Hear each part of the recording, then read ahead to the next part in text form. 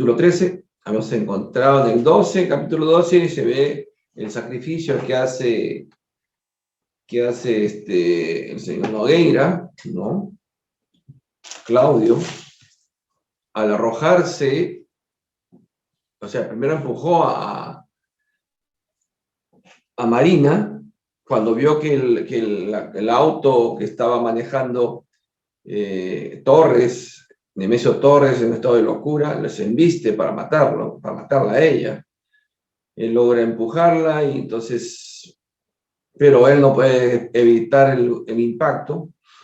Y entonces todo el capítulo 12 se ve la desencarnación, el proceso de desencarnación, el proceso de que el cuerpo muere. Y también entra allí otros personajes, la madre de Claudio como espíritu. Y fue muy emotivo, pues, este desencarnación. No hay desencarnación igual, eso tienen que tener mucho en cuenta. Todas las desencarnaciones son distintas porque las personas tienen distintos niveles espirituales, distintos niveles de experiencia reencarnatoria, entonces no son iguales. Ahora veamos cuando ya es llevado al mundo espiritual, qué es lo que pasa, y esto le va a servir mucho a ustedes para entender cómo es el proceso cuando ya murió la persona aquí en la Tierra. ¿Qué pasa allá? ¿Cómo es? ¿Qué pasa qué hace el espíritu allá? Lo están llevando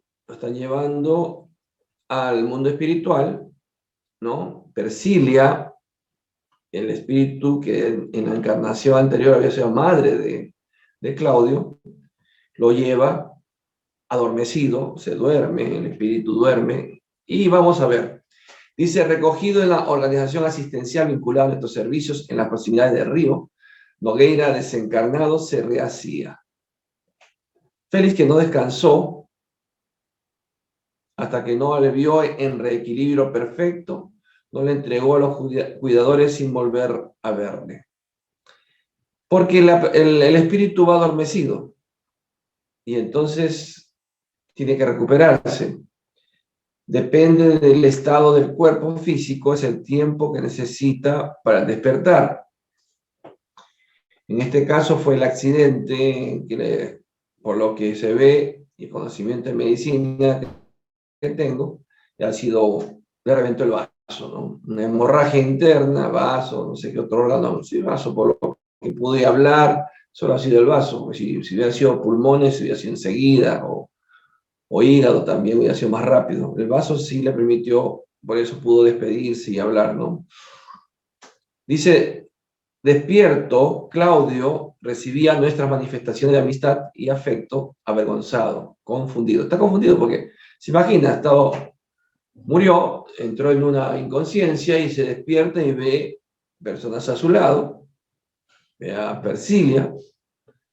Viste, por momentos se acusaba de notando un excesivo apego a sus complejos de culpa. Él estaba seguro de que tenía mucha culpa, y realmente tenía culpa, no tenía cosas,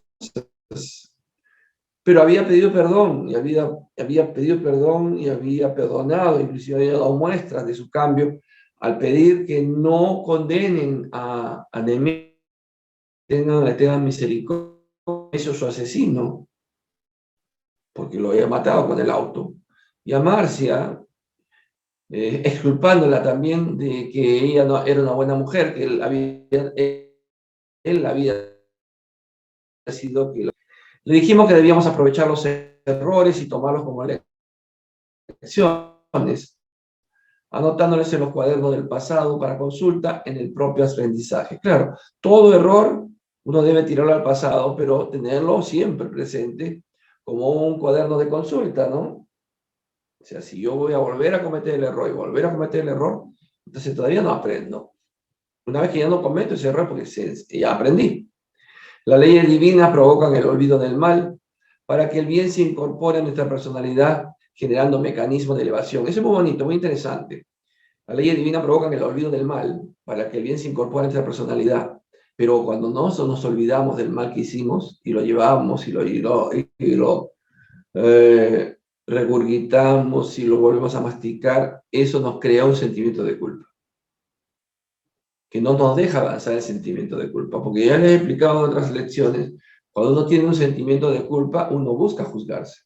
Se juzga, mejor dicho, se juzga implacablemente. No hay peor juez que uno mismo, porque se conoce. Y se castiga, se convierte en verdugo, se castiga. Yo merezco esto, merezco sufrir, ¿no?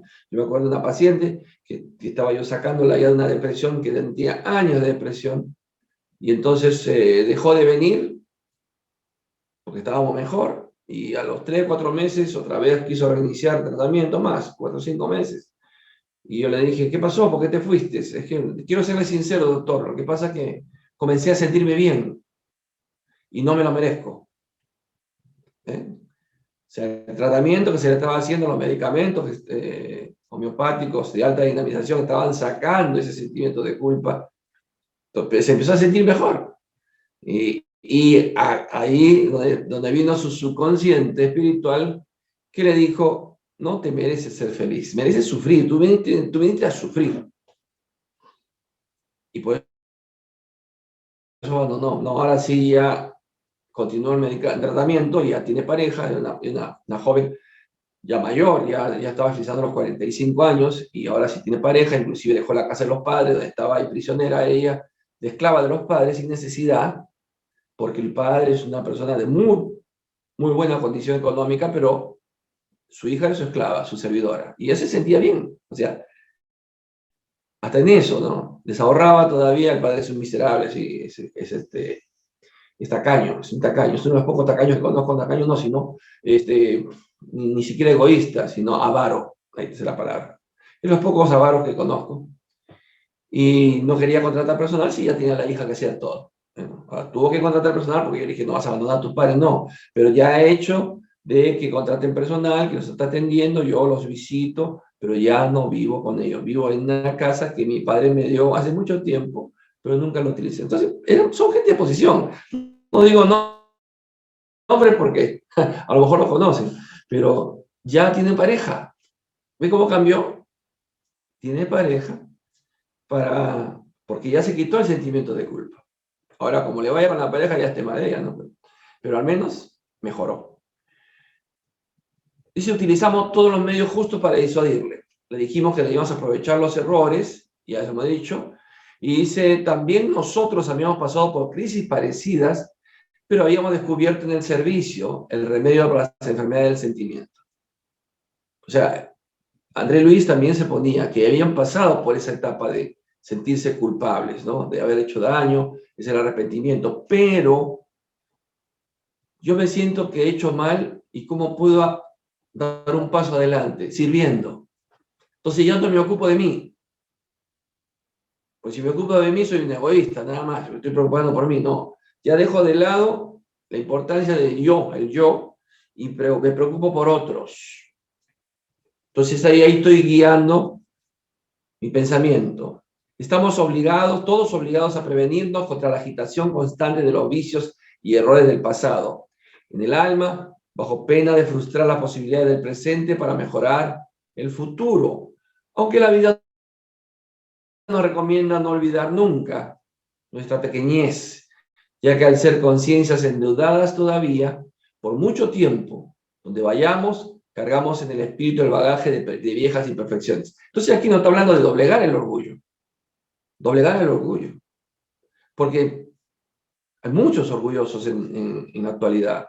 Autoridades orgullosas, personas orgullosas, que no reconocen, inclusive esos son los candidatos a ser ateos, a no reconocer a Dios porque no puede haber alguien superior a Él. Entonces, ese es el orgullo, puro orgullo.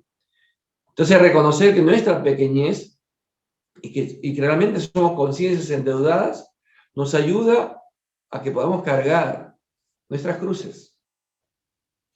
Debía cultivar la paciencia incluso consigo mismo.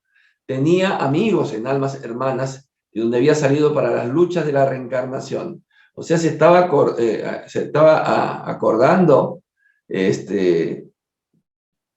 Claudio que él había estado allí ya. Y había ido casualmente en reencarnación a las luchas. Estaba todavía olvidadizo bajo el efecto natural de las experiencias a las que se había acomodado en el plano físico, pero en su momento recuperaría un potencial de memoria más amplio, alegrándose con benditos reencuentros. ¿Ven? Lo primero que se empezó a acordar es que yo ya estaba aquí. Yo salí de aquí para reencarnar y estoy regresando a mi hogar. Mencionamos al hermano Félix, que mostraba por él una devoción especial, si es que se podía descubrir alguna inclinación especial en aquel espíritu abierto a toda la llamada de la fraternidad sublime. Claudio se reconfortaba con esperanza. Al cuarto día nos conmovió con una petición. Se sabía amparado por muchos benefactores porque solamente a costa de muchos favores, decía humildemente, se había podido despertar antes de la muerte para las realidades del alma. Claro, por eso es que su perturbación fue corta. Pero cuando uno está muy endeudado en la tierra, muy apegado todavía al materialismo, entonces mi perturbación, mi paso al otro lado, para llegar a tener ya mis y darme cuenta de la nueva realidad del alma, me toma mucho tiempo. Hay perturbaciones que pueden durar inclusive años. Hay espíritus que están tan aferrados a su no creer en un ser superior, al creer que solo lo material le pertenece, quedan pegados a su cuerpo físico y una de sus puniciones, uno de sus castigos creados por ellos mismos es sentir cómo los gusanos se comen su cuerpo. Fíjense. Y entonces están en el cementerio, está el cadáver ahí pudriéndose, está el cadáver siendo comido por gusanos, que es algo natural, por eso hasta que se convierte en polvo, es natural, no estoy diciendo alguna atrocidad, ay, ¿cómo dice esas cosas? No, es algo natural. Y el espíritu está allí, sentado encima de su cajón, sentado encima de la tumba, no quiere ir a ninguna parte porque no cree en nada, y entonces siente cómo su cuerpo está comido por los gusanos. En cambio, Claudio no. Claudio, al darse cuenta, al tener ese gesto de reconocer la inmortalidad del alma, de reconocer que hay un mundo superior, de reconocer que era una transición y que él se estaba liberando de todas esas culpas al pedir perdón, entonces pudo tener ese despertar tan rápido. Se avergonzaba, sin embargo, de convivir con ellos. Eso aspiraba a merecerlo en el porvenir. O sea, que él sentía que no merecía estar allí. ¿Ven cómo es el sentimiento de culpa todavía? Si la divina providencia, a través de amigos tan dedicados, le pudiese conceder nuevas limosnas, a él que se consideraba mendigo de luz, solicitaba permiso para seguir trabajando aún desencarnado en el seno de su familia sin salir del río. Esa es la primera petición que hace un espíritu ya cuando se despierta. Quiere regresar, quiere ayudar a su familia. Quiere hacerles entender las realidades nuevas que está viendo. Amaba a sus hijos, le consideraba todavía jóvenes e inexpertos y quería convertirse en un servidor para ellos. Por eso los espíritus familiares, si tienen el mérito suficiente, Dios les concede la oportunidad de convertirse en protectores. Quería convertirse en protector. Espíritu protector. El espíritu protector de mi familia es mi abuela por parte de mi mamá, mi abuela María, ella es el espíritu protector de la familia. Pero no era solo eso solo. Había dejado a dos criaturas de las que se reconocía deudor, Nemesio y Marcia. Miren, se reconocía deudor de Nemesio y Marcia porque su historia estaba ligada a ellos. Vamos a ver por qué. No quería dejar el negocio terrestre en la condición de insolvente. Más allá de suspirar por redimirse, delante de los acreedores soñaba auxiliarles y amarles. Qué transformación, ¿no? Nosotros pensaríamos que quisiera vengarse, no le dejaron disfrutar el nacimiento de su nieta, no le dejaron, sin tener conocimiento espiritual, sin tener conocimiento. Uno puede decir, ay, qué pena, ¿cómo debe estar sufriendo? Eso puede pensar una persona, y muchos piensan así, ¿cómo debe estar sufriendo don Claudio al no ver a su hija ya teniendo su bebito? Ay, caramba, ¿cómo debe estar molesto y enojado y odiando al que lo mató? Ese es un pensamiento humano, el que no tiene nada de conocimiento y piensa que así se razona en el mundo espiritual cuando un espíritu ha llegado a un esclarecimiento. Porque ya Claudio era un espíritu esclarecido. Porque si Claudio pensara en vengarse, desquitarse, se podía haber convertido en un obsesor. Es un espíritu así como era Moreira, ese es un obsesor, pero no se convirtió así. No era su obligación dedicarse al bien de los otros, y en especial a aquellos dos socios del destino, poniendo en práctica las enseñanzas espíritas cristianas que teóricamente había aprendido. Y recalca espíritas cristianas, por si acaso, aquel que diga que nosotros los espíritas no somos cristianos también equivocado. Cristiano es todo aquel que sigue las enseñanzas de Cristo. No es patrimonio de un grupo. A ustedes son cristianos. Y eso lo han hecho, ¿no? La diferencia, la Iglesia Católica, no, yo soy católico. Yo soy cristiana. Todos somos cristianos. ¿No se han dado cuenta que han hecho esa diferencia? Ese grupo es cristiano. Yo soy cristiano. Yo también le digo. Yo soy católico. Yo también le digo. O sea, utilizan nombres como si fueran partidos políticos. Y no es así. Y más nosotros que aceptamos todo pensamiento cristiano y no cristiano que busque hacer bien, personas de bien. Por discreción y respeto en la consideración íntima del pasado, no hizo referencia a Marita, cuya imagen se retrataba en el espejo de su mente. Añadió Nogueira que si era atendido en su petición, obedecería lealmente a los programas de acción que le fuesen trazados. No mencionaba otra cosa sino instruirse, mejorar, comprender y ser útil. Y así debe ser nuestra oración. Al menos mi oración es así. Mi oración antes de salir del cuerpo físico en la noche, mientras duermo, el cuerpo se queda, es instruirme, es mejorar, es comprender, es ser útil. Hay que orar y pedir eso. Entonces la espiritualidad te va a responder, entonces vas a sentirte que cada día te preparas más. Porque uno va a escuelas o es utilizado en tareas de sanación, de visitación, muchas tareas hay en el mundo espiritual, pero si uno, ¿yo qué hago? Oro, ¿y qué haces? Bueno, me rezo un Padre Nuestro y me duermo. Bueno, no sales de tu habitación, ahí estarás dando vueltas, pero de que sales de tu cuerpo, sales, todos salimos del cuerpo. La petición nos llenaba de ternura, pero no teníamos competencia para decidir. Eso es importante, miren. La petición que estaba haciendo Claudio llenaba de ternura a estos espíritus, pero ellos no tienen competencia para decidir, porque hay un orden en el mundo espiritual, hay una jerarquía. Las autoridades del lugar que nos albergaba habían acogido el asunto con simpatía y ofrecieron soluciones básicas en espera de la definitiva, hasta que se aprobase. Mientras tanto, Nogueira residiría allí a pesar de mantenerse en actividad protectora hacia sus parientes. ¿Ya? ¿Ven? ¿Y qué es lo que hace ese escalafón? ¿Qué es lo que hace esa jerarquía? ¿Qué me hace a mí en el mundo espiritual superior al otro? Los galones, el estudio, no, la bondad, el amor.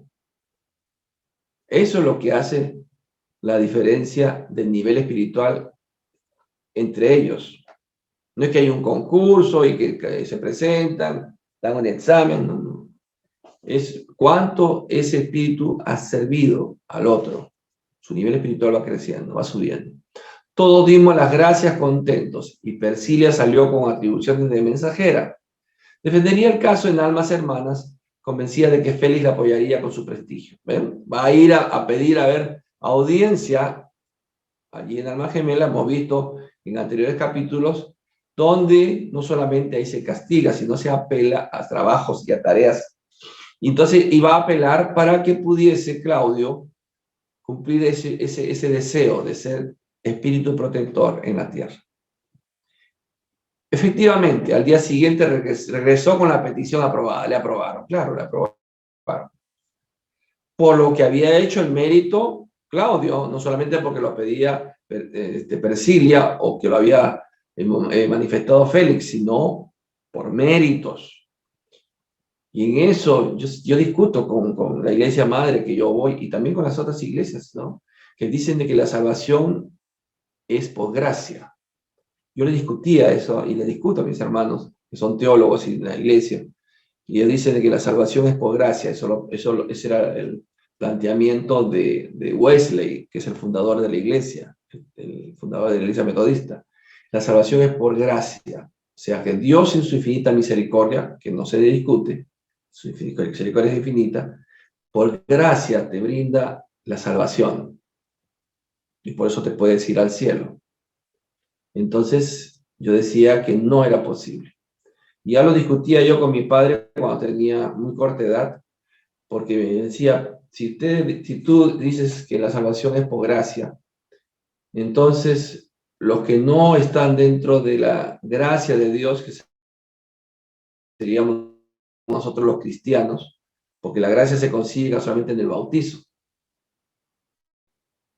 Entonces yo le decía a mi padre, yo era chico, le decía, y entonces los millones de chinos, de no creyentes, de musulmanes, porque leía mucho, me gustaba mucho leer, yo ya tenía a mi edad, había tenido estos accesos a internet, caracho, tendría mucho más conocimiento que el que pienso que tengo.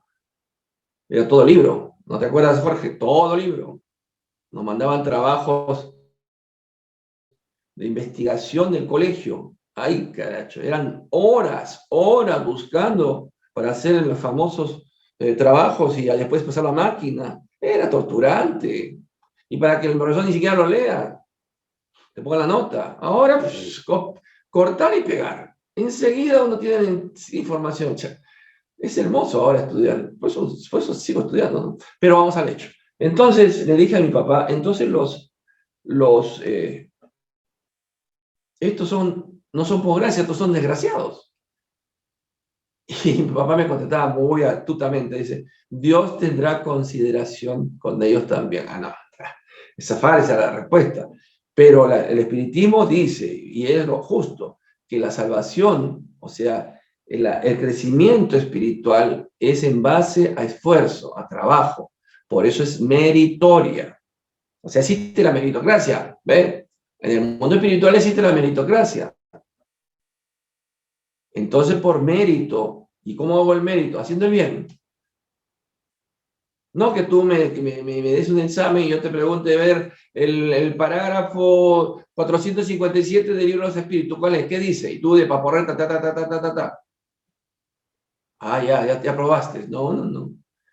Te diría, ¿tú pones en práctica eso? Ah, no. Entonces no, pues. Entonces por mérito. ¿Ve? Entonces Claudio había conseguido la aceptación de su petición porque había hecho méritos. Miren, se permitía a Claudio un periodo de 10 años de servicio junto a su familia, antes de ir a los círculos inmediatos de la espiritualidad para el juicio de la existencia pasada, reservándose la casa de providencia el derecho de revocar la concesión. Bien, dilatando el tiempo si el interesado demostrase aplicación en el cumplimiento de las promesas efectuadas, o retirando el permiso en la hipótesis que se revelase indigno de él. Todavía esta condición. No crean que lo dejan al espíritu libre, haz tu libre albedrío, haz lo que quieras, no. Él te iba a ser siempre observado por la espiritualidad superior a ver si cumplía, ¿no?, el objetivo que él estaba pidiendo. Porque él a su vez tenía que seguir estudiando, tenía que seguir preparándose. Claudio lo recibió con gran satisfacción. Estimulado por el apoyo que recibía, pidió colaboración para volver a Flamengo. Se sentía débil, vacilante como pájaro sin plumas, deseando volar del nido. Aún así quería salir de sí mismo, trabajar. Se tomaron medidas. Moreira, que se mantenía en confusiones definidas al lado de Marina, le auxiliaría. Ven, a Moreira lo iban a dejar para que lo auxiliara. Moreira todavía no había ido a almas hermanas. Pues Moreira es un espíritu obsesor que se está recuperando. Todavía no puede ir a esos niveles, él está abajo, en la tierra. Admiré sin palabras el mecanismo de amor de la bondad divina. Realmente es la bondad divina. Porque, por ejemplo, estamos viendo, el día de hoy hubo otro desencarne, y hay un esposo, un señor que está muy afligido, y por sus hijos, ¿no? Por sus hijos pequeños. Pero no sabe de que la esposa que ha desencarnado y está ahora en el mundo espiritual, cuando despierte, va a pedir lo primero que va a pedir, quiere ser protectora de sus hijos y de él. Y si tiene el mérito suficiente, se le va a permitir. Entonces va a estar al lado de ellos. Lo que pasa es que, queridos hermanos, nosotros, el no verlos es difícil, ¿no? Pero sí los van a sentir. Sí lo van a sentir. Si son pequeños los niños, con más seguridad van a hacer que en el sueño ella los visite. Porque Dios no castiga. Son pruebas morales que está pasando esa familia al ver que el ser querido ha partido. Pero no va a abandonarlos. Siempre hay un plan. Y el plan de Dios, los planes de Dios son perfectos. El que fue asesor en su desequilibrio iba a ser su apoyo en las tareas de reajuste. Fíjense. Porque obsesor fue Moreira. Moreira estaba, se acuerda que tomaba con él, comía con él, violaba con él, hacía todas las cosas con él, ¿no? Y ahora iba a ser su apoyo en las tareas de reajuste. Habían pasado 6 días del accidente que había llevado a Nogueira a la desencarnación. Amanecía cuando pisamos las arenas de Flamengo, llevándolo de vuelta a casa. Comprobamos que el amigo se conducía con confianza. Fíjese, rapidísimo lo dejaron venir, ¿eh? 6 días. A propósito, atravesamos con él la calle en el sitio que había sufrido el accidente, pero no hizo la menor mención al desastre ocurrido. Eso está demostrando que ya no tenía. El espíritu, cuando está ya esclarecido, no le hace aprecio al cuerpo. El cuerpo es un recipiente que ya se desecha. Ya no. ¿Dónde estará mi cuerpo recordando? No. Eso ya pasó. Apoyándose en Virgilia y en mí había precedido. Fue a su cuarto notando que los hijos lo habían dejado intacto. Se sentó en la cama a reflexionar. El despertador tocó a las 6 y Marina se levantó. Se aseó y arregló, y antes de combinar con doña Justa los detalles de la comida de ese día, entró en la habitación donde estábamos y en pensamiento se dirigió a Jesús, rogándole que bendijese al Padre desencarnado, estuviese donde fuera. Sí, es muy, muy común, es no tocar la habitación donde ha estado el ser querido, no tocarla. Pero también es peligroso, porque puede uno empezar a hacer un culto a ese recuerdo y empezar a sentirse mal, a sentir nostalgia, llorar, cuando ya no debe de llorar uno. En el caso de Marina está muy bien su comportamiento, dirigirse a Jesús, rogando que bendijese al Padre desencarnado, estuviese donde fuera. Si ya fuera espírita, sabría dónde está su Padre, ¿no? Entonces, no conservar las cosas.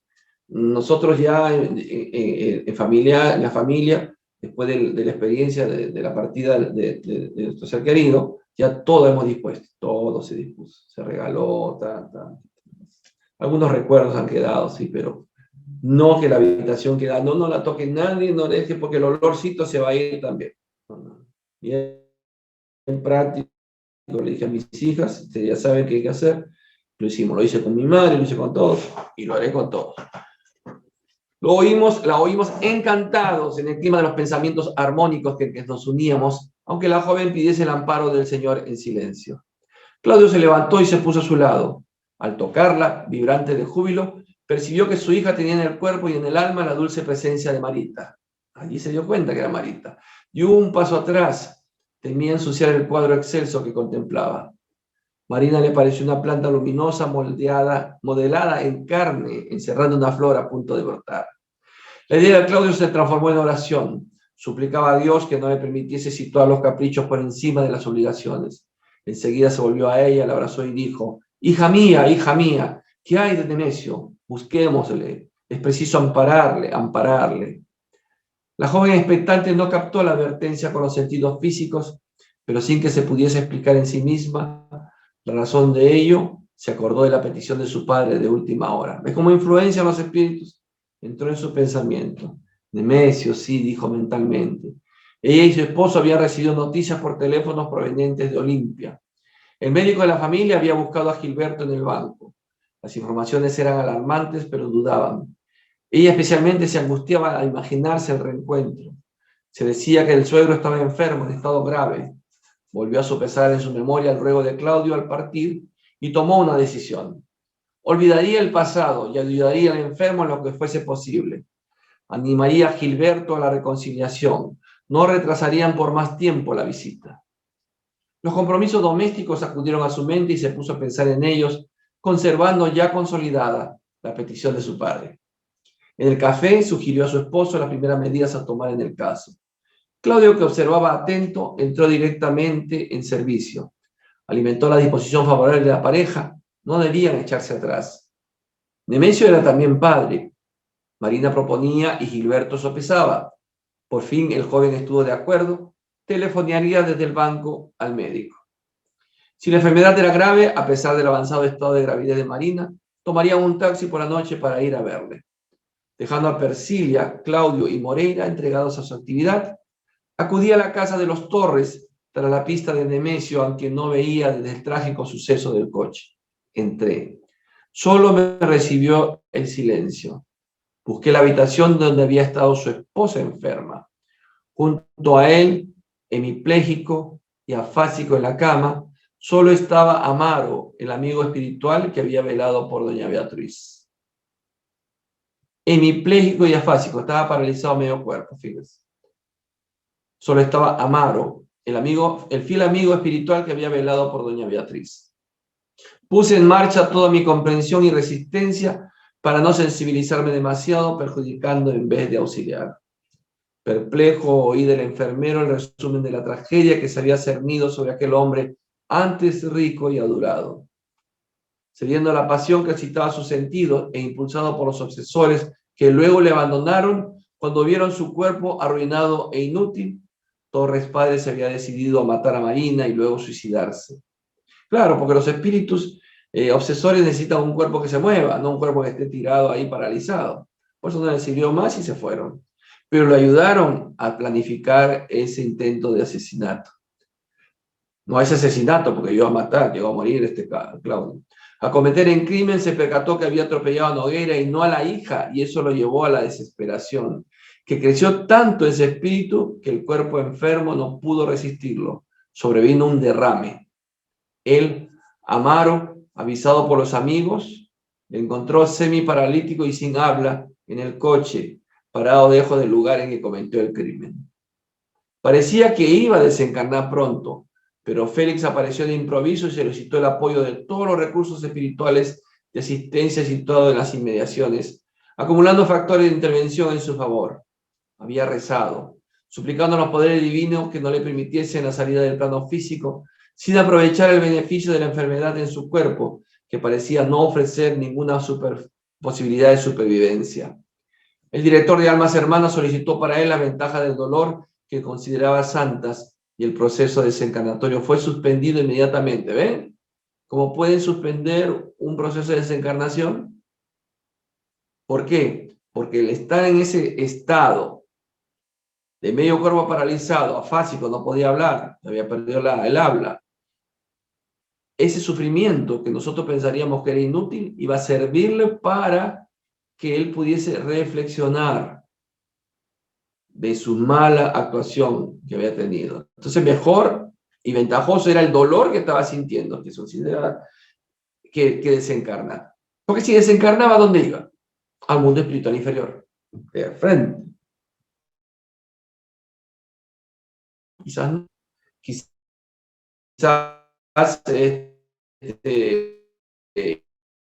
iba a ser infligir dolor y sufrimiento, pero no iba a poder tener la capacidad de recapacitar, de reflexionar, porque iba a entrar en una perturbación como loco, iba a entrar al mundo espiritual inferior. Entonces mejor se quedaba y sufría aquí. Pero se preguntaba a sí mismo si valía la pena mantener un hombre activo e inteligente como era Nemesio atado a un cuerpo tan desajustado. De la intercesión de Félix, el viejo Torres, era lo que yo estaba viendo, un despojo humano tirado en la cama. La casa había sido saqueada por los acreedores y los empleados deshonestos. Había huido no sin antes saquearlo todo. Vajilla, plata, cristales, porcelana, ropas, telas, pequeños tesoros de los ascendientes de los familiares Neves y Torres, y hasta el piano y las joyas de Beatriz se habían perdido en la vorágine. Claro. Entraron los gallinazos, entraron los buitres. Solo Olimpia, antigua compañera, iba allí 2 veces al día para prestar una ligera asistencia al enfermo, que aunque perfectamente lúcido, no conseguía articular palabra debido a las alteraciones sufridas en los centros nerviosos. Y todo eso concluyó Amaro desencantado hace menos de una semana. ¿Ven? El espíritu, o sea, está lúcido. Nemesio estaba lúcido, pero no puede moverse. Ese es el castigo. No puede hablar. Con atravesaban el vestíbulo seguido de Persilia, Moreira y Claudio, dolorosamente sorprendido. Lo que no entiendo yo aquí, ¿por qué la policía no lo detuvo? Porque estaba allí, no estaba en un calabozo o en un hospital cuidado como reo, ¿no? Con su esposado a la camilla, a la cama, no sé. Imaginándose solos, la joven pareja no lograba contener las exclamaciones de asombro hasta que enfrente de la cama solitaria se arrodillaron bañados en lágrimas. ¿Cómo estás así, papá?, jadeó Gilberto desconsolado.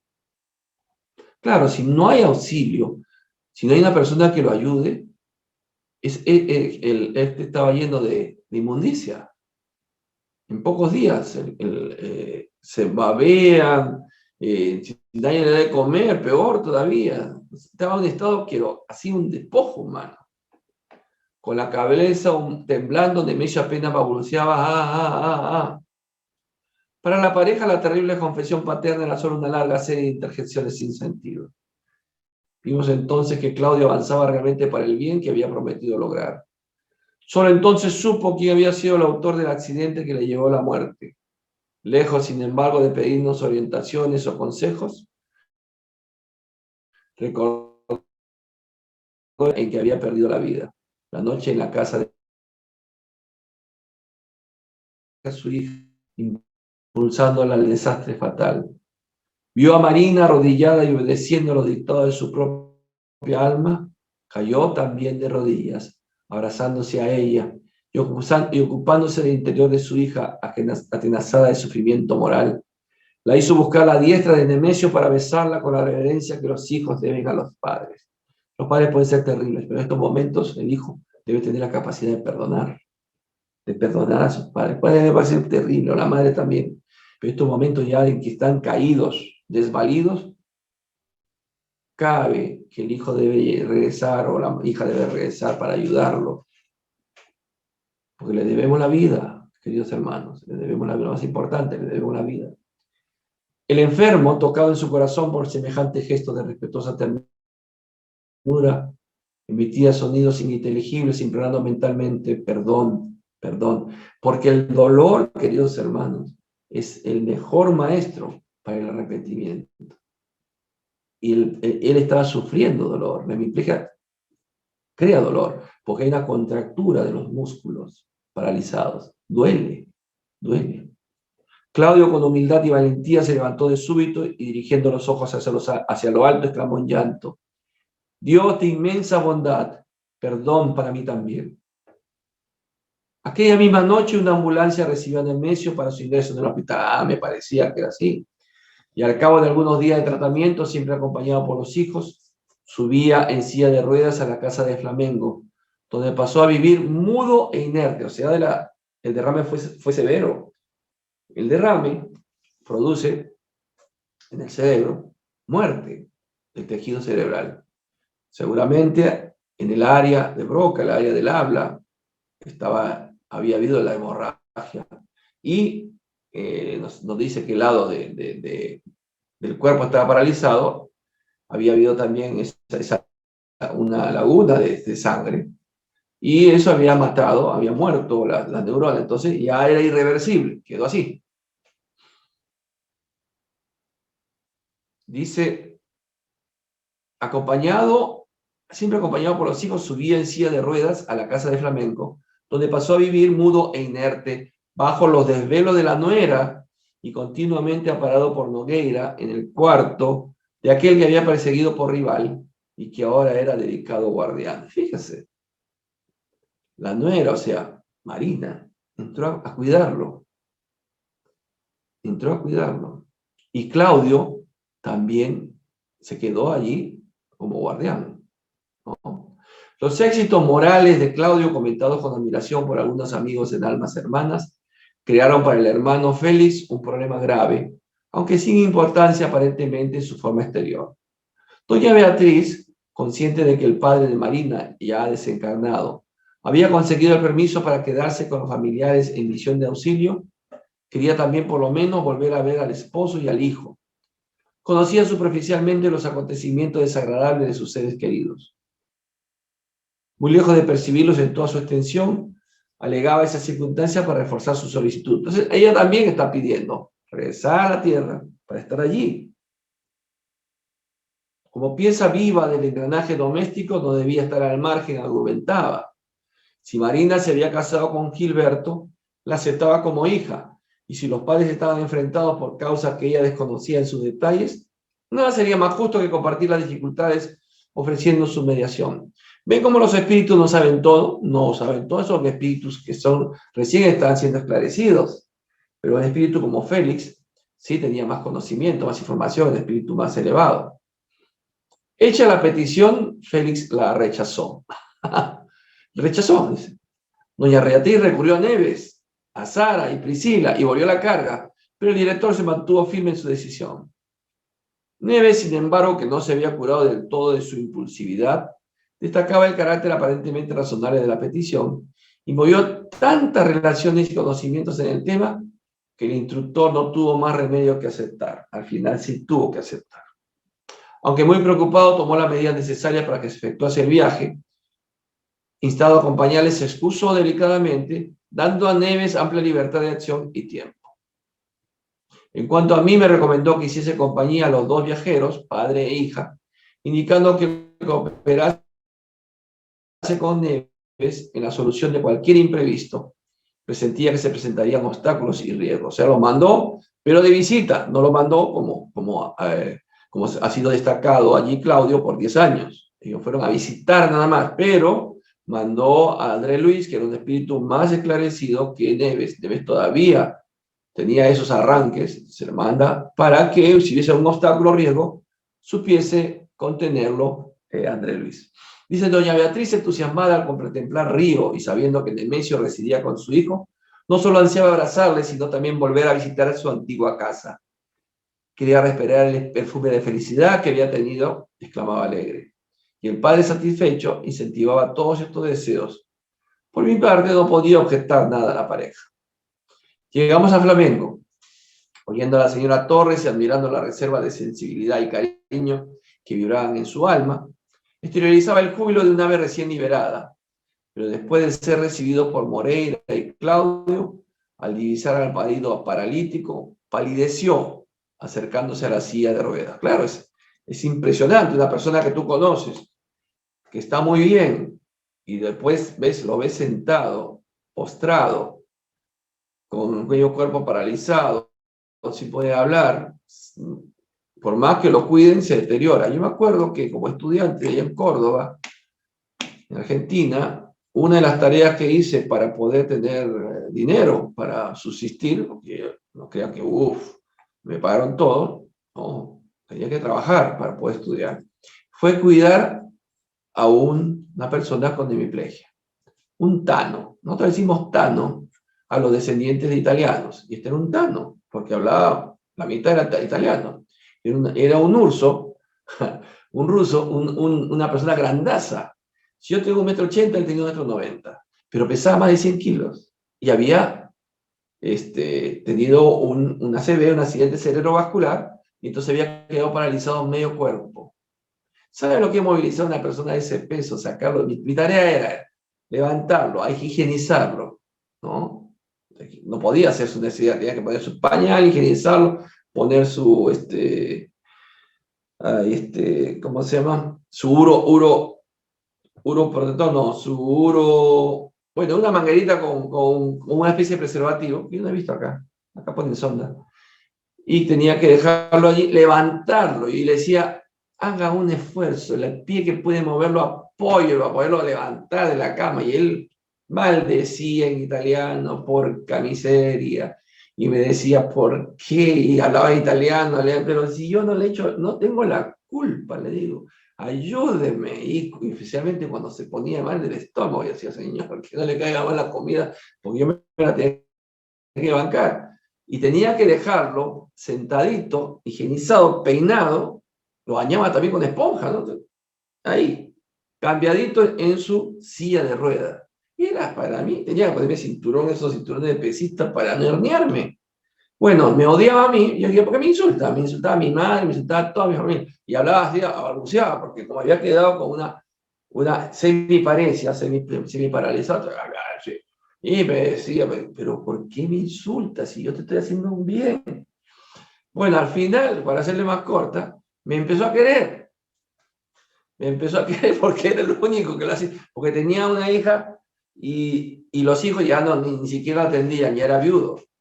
Y me empezó a querer, yo lo peinaba bonito, le daba su besito y lo dejaba allí. Bueno, eso me ayudó para vivir un año, ¿eh? Porque también tenía que pagarme, pues era una tarea. Y te regresaba de estudiar y tenía que volverlo a poner en la cama. Yo aprovechaba ahí para estudiar, ¿no? Yo estaba ahí. Bueno, la cosa que llegamos a entender, ahí sí ponía ya el pie, me ayudaba, pero la primera semana recibí más lisura que en toda mi vida, y en italiano todavía. Bueno, continuemos. Y entonces era eso, ¿eh? Entonces lo que vio esta señora, este espíritu, dice, palideció al acercándose a la silla de ruedas, se enlazó a él que no captaba sus caricias, le hizo preguntas lastimosas. ¿Por qué había cambiado tanto en solo 2 años? ¿Qué le había pasado para llegar a tamaña ruina física? ¿Qué había hecho? ¿Por qué? ¿Por qué? Quería detalles. Escuchando solamente las voces de Marina, doña Justa en los quehaceres domésticos, Nemesio ahondaba en recuerdos profundos. No conseguía explicarse a sí mismo por qué surgían esas ideas en su cabeza, pero pensaba en Beatriz. Veía su imagen en lo más profundo de su ser, la esposa. Y eso es verdad, ustedes también pueden sentir cuando comienza a venir un pensamiento por allí de algún familiar, que no estaban pensando en él, pero es que el familiar está allí, está dándole esos pensamientos. Cuando yo comienzo a tararear una canción que a mi papá le encantaba, dije, mi papá está por acá. Ya me doy cuenta que está, él se va manifestando así. Reflexionaba el enfermo reflexionaba por la esposa, porque la esposa estaba pensando en él, en cuyo espíritu la fase había mejorado su vida interior. Si los muertos pudiesen amparar a los vivos, según creen muchos, ciertamente que su vieja compañera se compadecería de él extendiéndole las manos. Se acordaba de su comprensión siempre silenciosa, su dignidad, la bondad, la tolerancia. Sí, porque la señora había sido una santa. Sabía de la santidad de él, pero nunca lo juzgó, lo criticó, siempre lo sirvió, lo atendió. Ella hizo, por eso ganó méritos también. Ignorando que respondía mecánicamente a las preguntas de la esposa, angustiada y agarrada a él. Revisó todos los acontecimientos posteriores a su desencarnación, como rindiéndole cuentas. Gilberto, Marina, Marcia y Claudio eran los protagonistas principales de aquellas escenas que la memoria perfectamente lúcida le trazaba en la pantalla del aura, exhibiendo para la compañera y para nosotros, como en una película, toda la verdad hasta el instante que se precipitó en el crimen, el aura. O sea, nuestro campo electromagnético vendría a ser una pantalla de proyección. Ahí están nuestros registros, ahí está toda nuestra memoria espiritual. Si Beatriz estuviese en el mundo, concluía, estaría libre de tentaciones y aflicciones. A su lado habría tenido defensa, orientación. Ahora, hizo un dicho que dice, tú valoras cuando pierdes. Cuando ya lo pierdes, recién valoras. ¿No es así? Ay, pero era tan buena. Y cuando estuvo contigo no le hacías daño. Era un hombre tan que hiciste tú para alejarlo. Entonces, recién se valora. Una profunda nostalgia se apoderó de su alma. Boda, los pechos que tenía para Gilberto cuando era pequeño. Movió con dificultad la mano izquierda para enjugar el llanto que corría por su rostro, sin saber que su esposa le socorría también sollozando. Neves, aprensivo, intentó levantar a la hija que estaba en el suelo, como una madre torturada, incapaz de retirar de su pecho a un hijo moribundo. En vano pronunció palabras de ánimo, exhortaciones a la paciencia, conceptos evangélicos, promesa de un futuro mejor. La hija, con amargura, respondió que amaba a Nemesio, que prefería estar encadenada al enfermo a separarse de él de nuevo. Por eso, Félix no quería que viniese. No estaba preparada. Quería evitar eso, pero tanto insistió, vaya. Agradecía todas las atenciones que le habían prestado ambas hermanas, pero pedía permiso para quedarse con él, teniendo en cuenta lo que sufría. ¿Cómo iba a descansar recordando sus suplicios? Jesús también, decía llorosa, había cargado con la cruz por amor a la humanidad. ¿Cómo iba ella a huir de soportar pequeñas contrariedades en la tierra, suavizando el martirio del hombre que adoraba? La doctrina cristiana le había enseñado que Dios es un Padre compasivo. Ya está cuestionando. El Padre, que no había previsto tal resistencia, ya decía, él no decía que vaya. Me comentó en voz baja que Torres, padre, no había hecho nada para merecer semejante negación y se inclinaba por reconvenir a la hija, pero sugerí que tuviese calma. Cualquier censura agravaría la situación sin provecho alguno. Es que ella vivió con los ojos cerrados. Ella lo veía a él como el hombre perfecto. Si él no llegaba a dormir en la noche, lo justificaba sobre estar en el trabajo. Y esas mujeres que les gusta, no sé si sufrir, ¿no? Pero nunca vio un defecto en él, por eso lo amaba. Semejante lagarto que había sido, pero ella no tenía nada que reconvenir. Y sin embargo, Neves, que como espíritu que había estado viendo, dice, no sabe todo lo que hizo este. Intervino André Luis. Destaqué a la señora Torre que su hijo le iba a dar una nieta y que su conformidad con las pruebas a que estaba sometido el marido sería realmente una bendición para todos. Entonces trató de cambiarle el pensamiento que estaba sobre solamente su interés sobre el esposo. Entonces le dijo, va a tener un hijo, va a tener un nieto. Al oír esto se levantó casi a la fuerza y nos acompañó hasta Marina, cuya posición real en la familia había observado en las memorizaciones de Nemesio. Si hubiera estado solamente Neves, no la sacaba de ahí. Neves no tenía autoridad. En cambio, André Luis sí tenía autoridad sobre ella. André Luis tenía un nivel superior a la señora Torres, a Beatriz. Al oír esto se levantó casi a la fuerza, dice. Como era un alma generosa, comprendió las uniones que se habían efectuado. Y mirando a Claudio, que había perdonado a su esposo tantas injurias, besó a su hija con ternura de madre. Bueno, abrazó a doña Justa con simpatía y volvió a nuestra compañía al cuarto de Nemesio, donde compartió con nosotros la oración y el trabajo de auxilio magnético. Pareció recuperarse, sobre todo cuando vio a Gilberto, que volvió a casa para cenar. Le encantó ver a su hijo buscando al enfermo para llevarlo a la mesa, después de acariciar su cabeza, acompañando el gesto afectuoso con expresiones de buen ánimo y cariño. Pero cuando Neves habló de regresar, miren, la mujer se agarró al marido, que al intentar despegarle de él, casi a la fuerza, empezó a dar señales de una incipiente alienación. Se rayó. Por eso Félix no quería que fuera, y ella insistió tanto, y Neves insistió tanto, y movieron cielo y tierra, y fueron. Beatriz salió de la casa abatida, muda, con la loable intención de animar su corazón. Neves, que conocía solo ligeramente el estado ruinoso y la bancarrota del yerno, propuso una rápida visita a la antigua residencia de los Torres. La hija, apática, no contestó, obedeció automáticamente.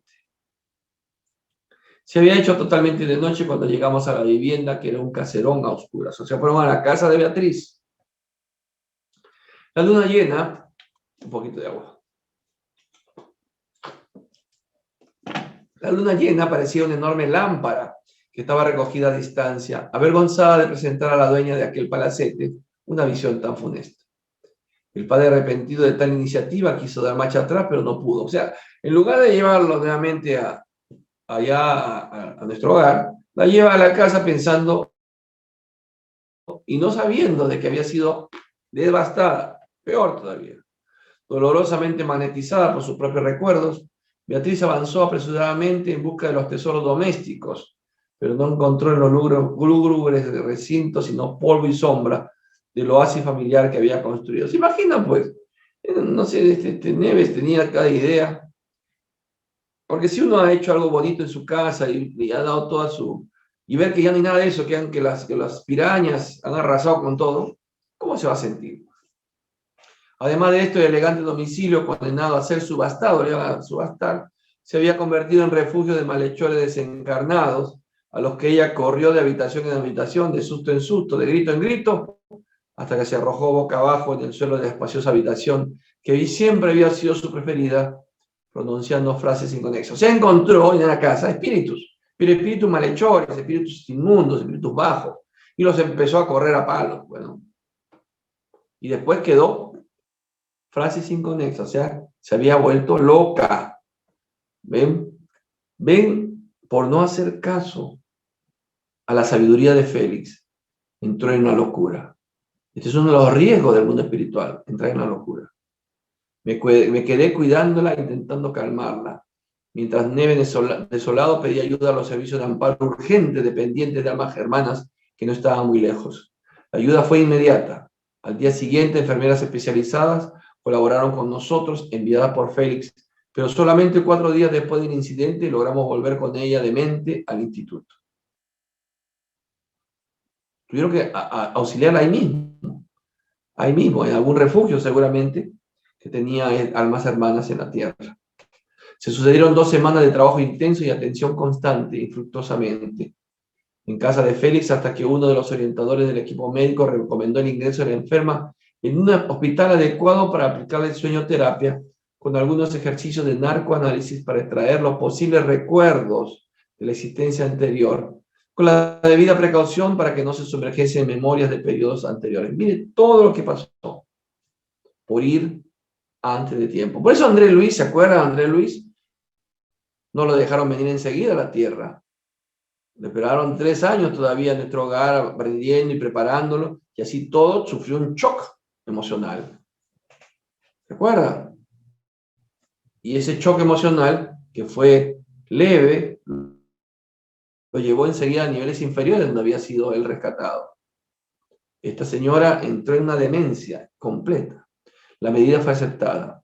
Félix nos invitó a Neves y a mí a estar presentes, junto con el hermano Regio en el gabinete donde se iba a realizar la investigación.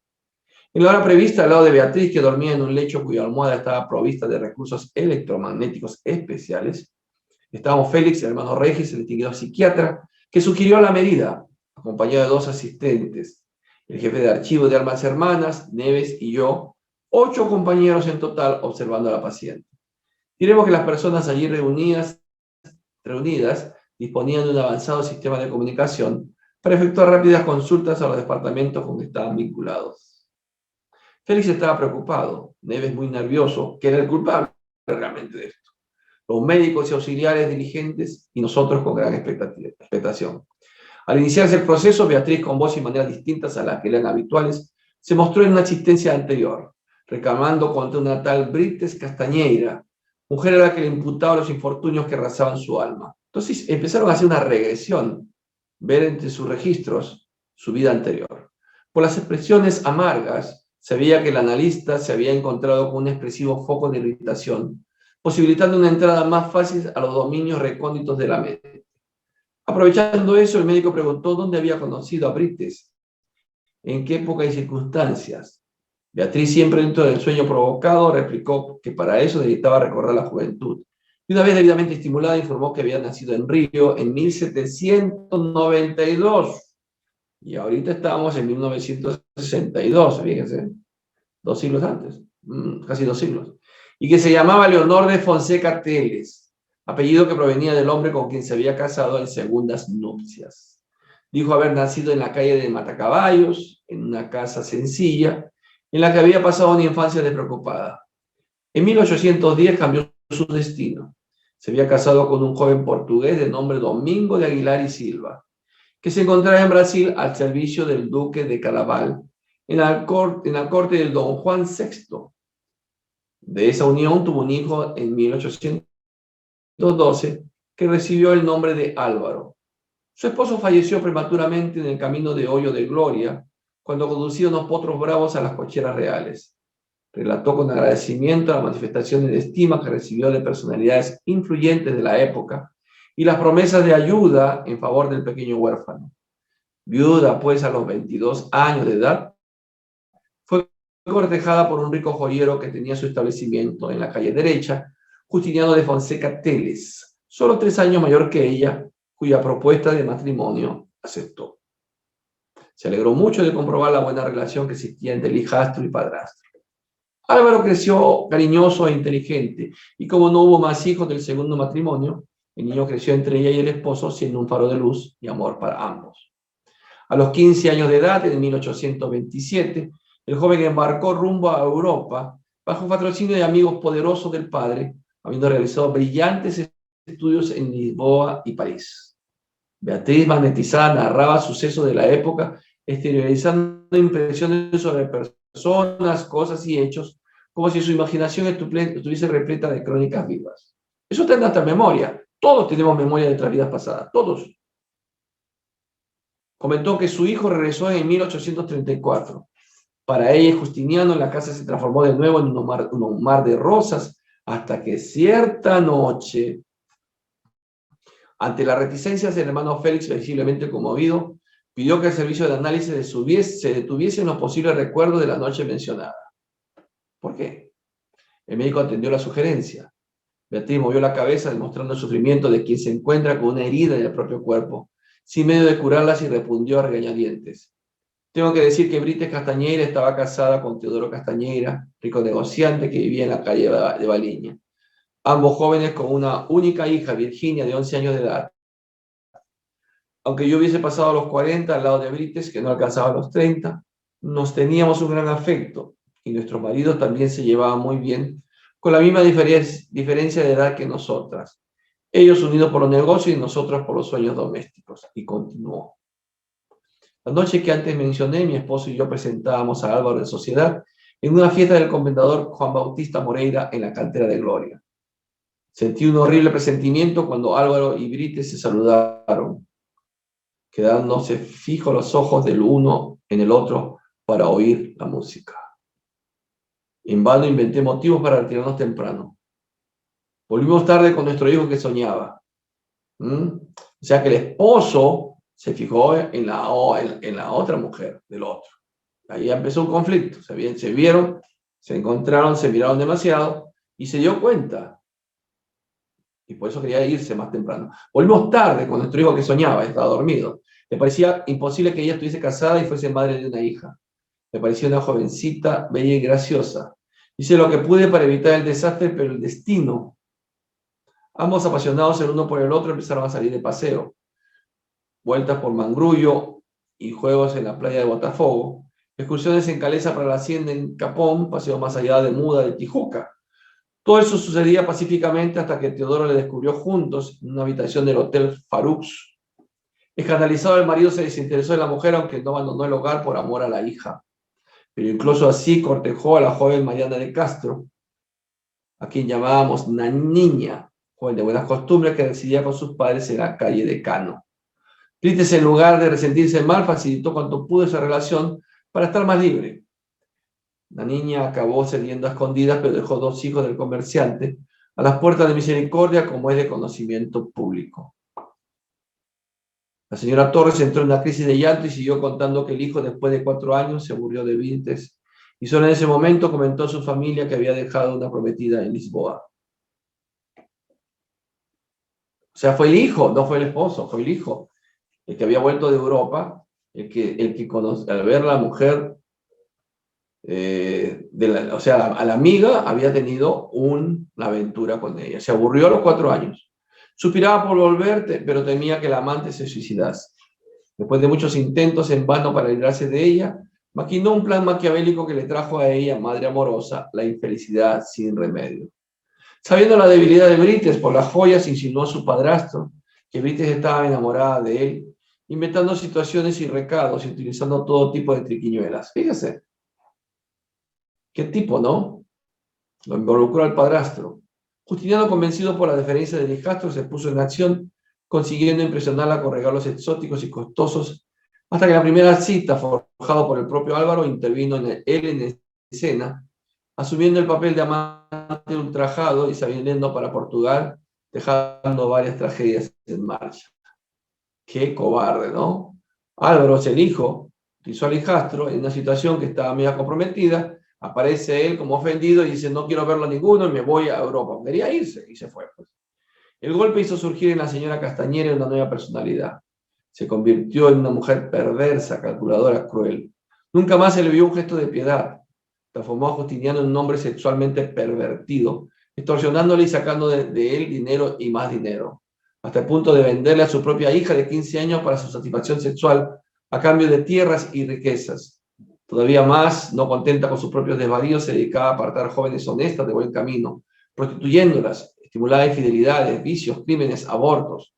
Qué bárbaro, esta señora se convirtió en eso, pero fue por despecho. Virginio, con la que Justiniano vivía, después de abandonar a Leonor, surgió, su esposa se convirtió en manzana de la discordia entre él, señor Fonseca de Teles y Teodoro Castañeira, que se atormentaron mutuamente en 11 años de conflictos inútiles, hasta que el marido de Brites, que vivía con la niña de Castro de hacía mucho, apareció muerto a puñaladas en la calle de Cadena, atribuyéndose el homicidio a esclavos fugitivos.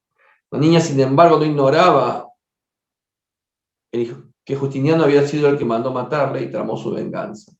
Se unió a otro hombre en cuyo espíritu insufló despecho y odio contra el joyero de la calle derecha y los dos, que vivían en un rincón de Playa Botafogo, planearon asesinarle en un supuesto accidente. Justiniano, ya mayor y enfermo, tenía la costumbre de hacer una visita los domingos a Viga de la Reina, en el Cosme Viejo. Cuando volvía un día de ese lugar, de noche, acribillaron al caballo con piedras y puntas, luego de escoger un lugar que favoreciese el desastre. El animal desbocado se lanzó a ladera baja, reventando los frenos y arrojando al anciano por un barranco, donde Justiniano encontró la muerte casi instantánea. Ven que ya tenía un pasado, por eso es esa relación de esos cuatro. Ya habían tenido un pasado, terrible pasado. El animal dice, y doña Beatriz acabó con lágrimas en los ojos. Eso había ocurrido en la encarnación anterior de doña Beatriz, que tenía ya un tema con Nemesio, un tema con Nogueira, un tema con la hija. Todos habían estado involucrados en esa trama de vida anterior. Por eso los odios, las situaciones tan inverosímiles que vemos en las familias, son resultados de vidas anteriores, se han tenido conflictos terribles. Por eso esos odios surgen tan fácilmente, por eso esa forma de ser tan despiadados con uno o con otro, es porque son reminiscencias que traen, recuerdos que traen de la vida pasada. Ay, Dios mío, y todo por nada, porque Álvaro, de vuelta a Portugal, encontró a su prometida casada con otro, por imposición de los padres, regresando más tarde a Brasil, donde acabó soltero ejerciendo como profesor. O sea, Álvaro, que se regresó a Europa porque tenía una prometida, la encontró ya casada. Regresa a Brasil, se queda soltero y como profesor. Ay, hijo mío, ¿por qué fuiste el autor de tantas calamidades? En ese momento de las revelaciones, porque todo fue causa de Álvaro. Álvaro fue el autor intelectual de todo ese desastre de las parejas, todo ese desastre, por su egoísmo. En ese momento de las revelaciones, el hermano Félix solicitó de los técnicos un intervalo para explicaciones antes de retirarse. La enferma fue encaminada al sueño y el instructor pidió al jefe del archivo el certificado de salida de Beatriz, que se ausentó de aquel mismo lugar casi 50 años antes para su reencarnación en Río. El responsable trajo la ficha de doña Beatriz Neves Torres. Todos tenemos una ficha en el mundo espiritual. Ahora debe ser, ya no una ficha, debe ser un disquete, o que sea, un USB, porque avanza también allá la modernidad. Si antes del nombre actual aparecía Leonor de Fonseca Teles, que había desencarnado en Río, permanecido por algún tiempo en las regiones inferiores, claro, tuvo que ir a las regiones inferiores. Había vivido durante 28 años en una comunidad espiritual de reeducación, no muy distantes, y pasó apenas 2 semanas en Almas Hermanas en 1906. El propio hermano Félix supervisó su renacimiento en la casa de Pedro Neves, allí presente. Félix pidió todas las informaciones posibles sobre las personas citadas por Beatriz que estuviesen vinculadas al instituto. Los aparatos funcionaron y el archivo respondió rápidamente. Justiniano de Fonseca Teles, Teodoro Castañeira, Virginia Castañeira y la niña de Castro estaban reencarnados en Río, todos con certificado de salida de almas gemelas, de almas hermanas. Justiniano era Nemesio Torres, hombre de negocio con deudas agravadas. Teodoro Castañeira se presentaba con el nombre de Claudio. Nogueira, ya desencarnado, pero todavía de servicio en la tierra, con mejoras sensibles. Virginia Castañeira respondía hablando por Marina Nogueira Torres, con índice prometedor de reforma íntima. La niña de Castro había sido Marita Nogueira, recientemente desencarnada, que había permanecido en uno de los departamentos de reposo de la organización y que se hallaba en proceso de renacimiento en el plano físico a petición del propio director del instituto, mientras que Brites Castañeira estaba en la tierra con el nombre de Marcia Nogueira, cuya ficha era desoladora. El registro de esa mujer sumaba una larga serie de abortos y deserciones del deber, además de varios compromisos indirectos en hogares destrozados y existencias sacrificadas. Todos tenemos una ficha, y todos los datos que tenemos. O sea que yo pongo David Ochoa Jara, para que sepa de mi mamá, David Ernesto Ochoa Jara, y va a aparecer de mi reencarnación anterior. ¡Qué vergüenza! Que hice tal, que ahora estoy en la tierra y le hice peor, pero ahora me estoy regenerando. Así debe aparecer. ¿Verdad? De cada uno de nosotros. Y somos, a menos estamos intentando ser espíritas. Que hizo tal cosa, que hizo sufrir a tal, que hizo tal, pero ahora está en proceso de mejoramiento, como está saliendo en Marina. Espero que esté así. Espero que esté así. En un contenido el suyo de los peores de toda la ficha de la institución, dice el de Marcia. Wow. Uno de los médicos presentes, quizás impresionado por la declaración de Beatriz, pidió noticias de Álvaro. El archivo aclaró que Álvaro de Aguilar y Silva no tenía registro de salida hacia la reencarnación en Almas Hermanas. Solo figuraba su nombre en el departamento de reclamaciones.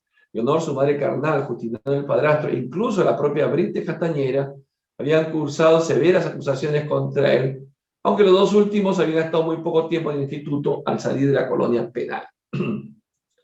Colonia penal.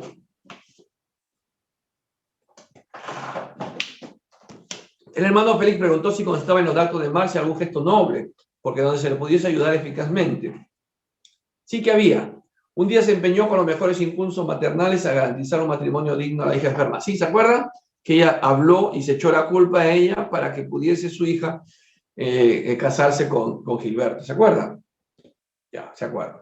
El tutor entonces, aunando dignidad y modestia, se levantó y asombrándonos con la valerosa humildad que testimoniaba, nos dijo que Álvaro de Aguilar y Silva y él eran una misma persona. Félix era Álvaro de Aguilar y Silva. ¿Ven? Pero ¿cómo había podido él llegar a ese nivel? 80 años sirviendo. ¿No? Qué impresionante, ¿no? El mismo espíritu que allí se levantaba delante de Dios y de nosotros en un juicio en el que su conciencia le exigía implorar voluntariamente la reencarnación para dirigirse al encuentro de Brites, ahora con la personalidad de la viuda Nogueira, se esforzaría en la regeneración de sí mismo y le ofrecería su existencia, ya que reconocía que él era el verdugo y ella la víctima. Un rayo no nos habría fulminado con tanta fuerza. Los médicos estaban cabizbajos, el hermano Regis lloraba, Nevis estaba pálido y conseguía respirar con dificultad. Es que no lo podían creer, no lo podían creer. Valiente Félix continuó aclarando que la misericordia divina, escuchen esto, que es importante, a los que nos creemos demasiado endeudados. Y digo, nos creemos, no pongo que creen, nos creemos demasiado endeudados. Fíjense, la misericordia divina, a medida que el espíritu se eleva, entrega al tribunal de la conciencia el deber de armonizarse y corregirse de acuerdo a la ley del eterno equilibrio, sin necesidad de acciones obligatorias, y que por eso de allí en adelante haría pública su decisión de iniciar los trabajos previos de su renacimiento en la esfera física.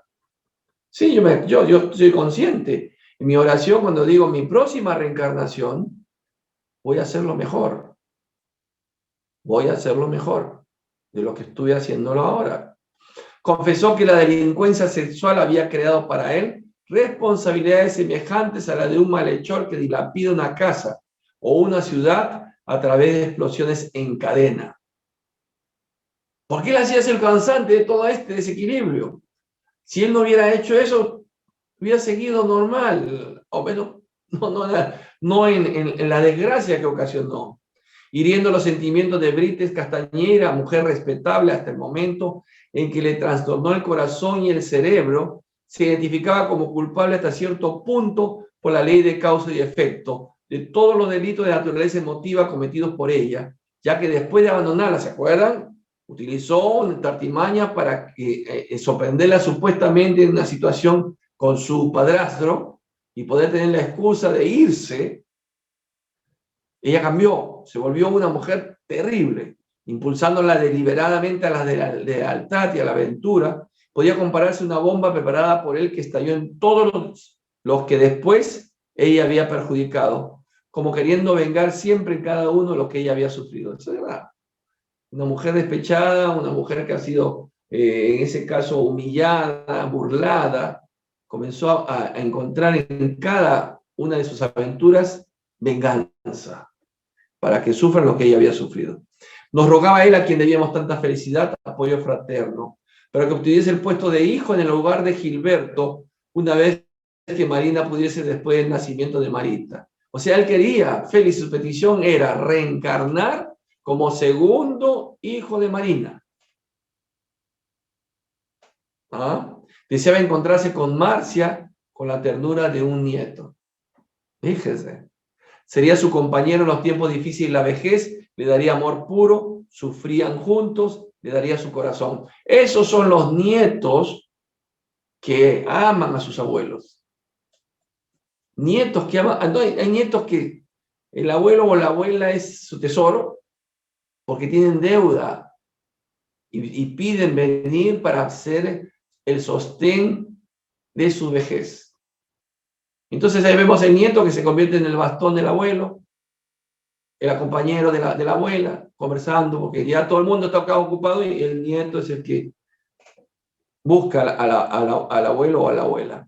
No le importaba la indiferencia, convencido como estaba que la infinita bondad de Dios podía conceder a la viuda de Claudio un importante tiempo remanente en la esfera física.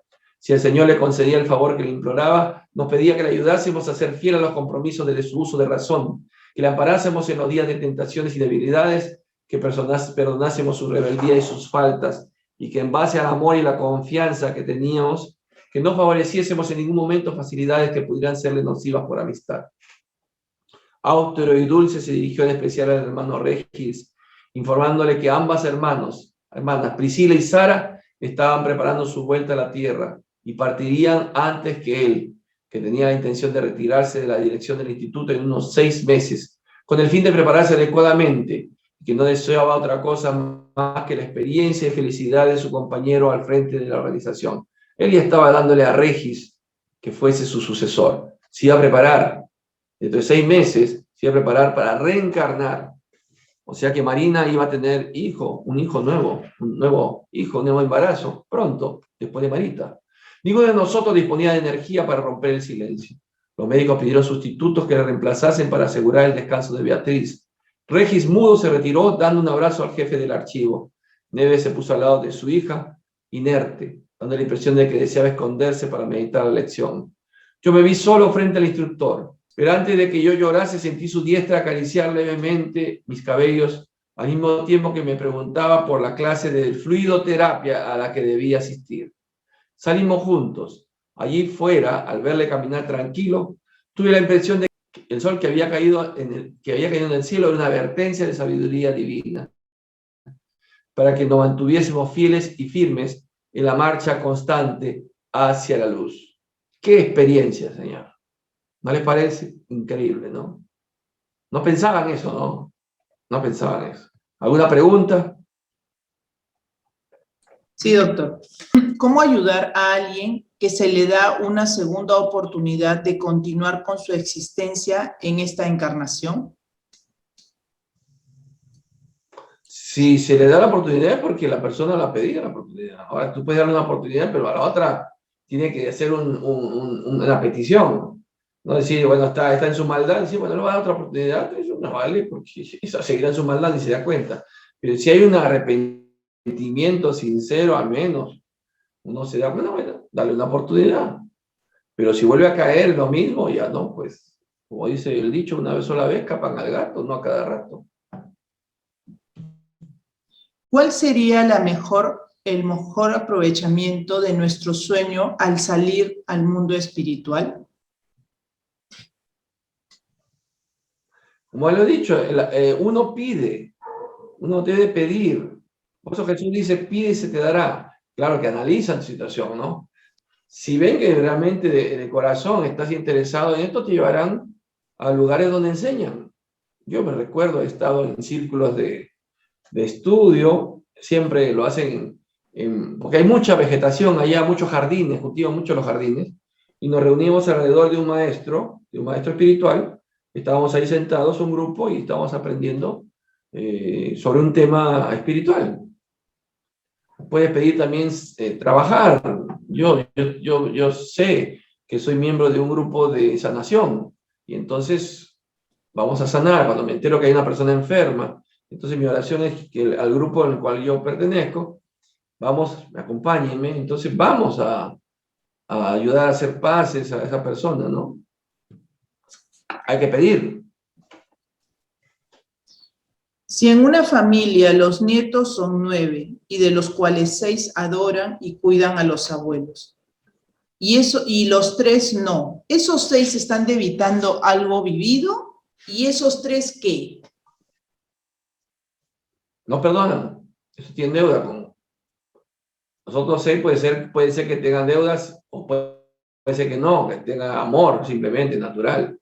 Pero los que no, que son indolentes, o los abuelos y no se preocupan, indiferentes completamente, habiendo recibido también cariño por los abuelos, entonces ahí sí podemos pensar que hay una deuda de vida pasada y ellos no quieren perdonar.